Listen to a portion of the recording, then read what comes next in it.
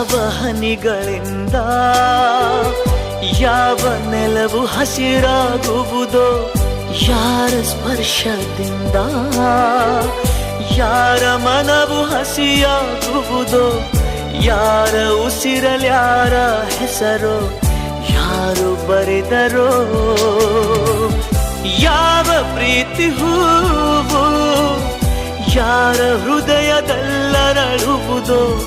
ಯಾರ ಪ್ರೇಮ ಪೂಜೆಗೆ ಮುಡಿಪೋ ಯಾರು ಬಲ್ಲರೋ.